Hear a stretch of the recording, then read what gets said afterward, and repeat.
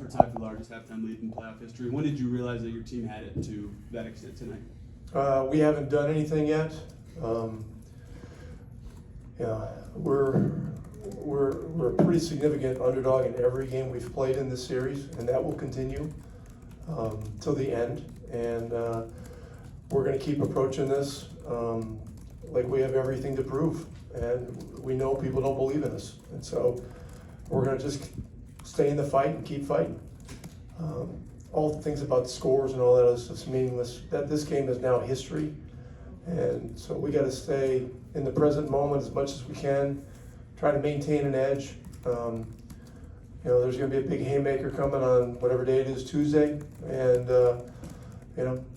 that building is one of the few buildings that rivals Gamebridge for noise and fan enthusiasm and everything else. So we respect the heck out of their fans and what they got going there. So a lot of work to do.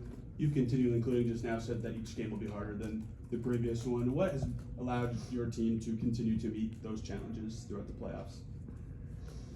It's just a day-to-day, hour-to-hour thing. A playoff series is, I don't know, sometimes they're 10, 12 days, sometimes they're 2 weeks. They have incredibly high and low ebbs and flows. A lot of things going on, a lot of conversation. Back in the old days, before social media, you had newspapers and there was plenty going on then. Now there's stuff going on in real time, as you sit and breathe, So you got to try to know the things to ignore and just stay in the moment and stay in the process. What was your view of the Benedict Mathurin injection moment? I had a lot of questions about it.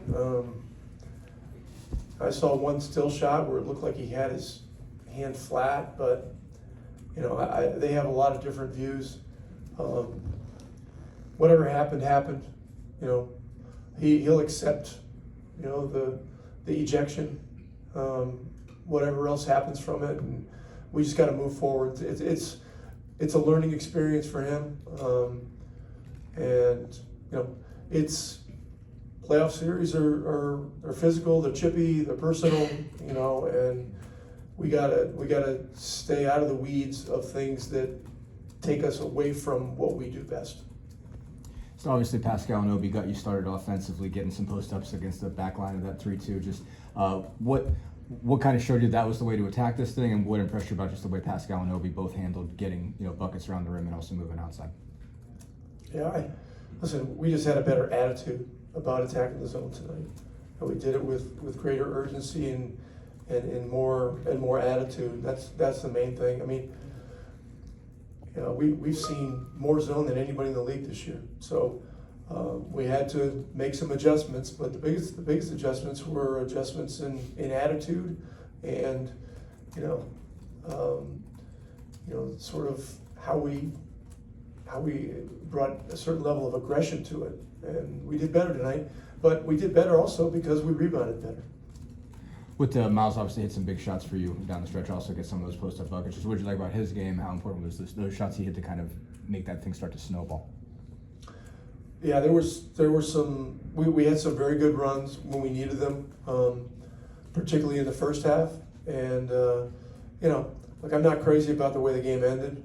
It's just garbage time is ugly. It can be ugly, but we did a lot of good things to get ourselves enough of a cushion to finish the game. So I'm grateful for that.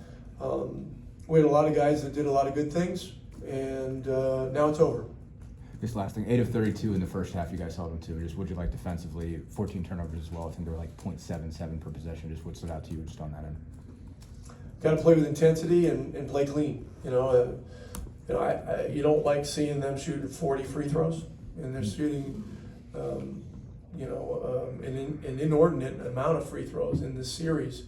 And so we've just got to look at it and figure out ways to play cleaner and still have a level of aggression and physicality without having to go to the line all night. So we'll look at it and we'll try to do better. What do you think Obi provided you with, just from a shot making standpoint off the bench, and also the Dr. J Escalea? Well, you know, when they go to small lineups, having Obi and Pascal is a blessing for us, because it allows us to match small and still maintain some size. I mean, those guys are still pretty big, and so he did a lot of good things tonight. He's going to be aggressive. He's going to shoot open shots. He's going to be able to create late clock when you're in a bit of a bind, and he's a mover. You know, he moves well. He's one of the guys that fuels us when we play well offensively. So it was much needed. You know, look, Game 3 was ugly. It was ugly, and our crowd was another thing that really fueled us tonight. And our guys responded well, but you know, as I said, it's over, and now we got to get ready for the next. Thank you, Coach. Thanks, Rick.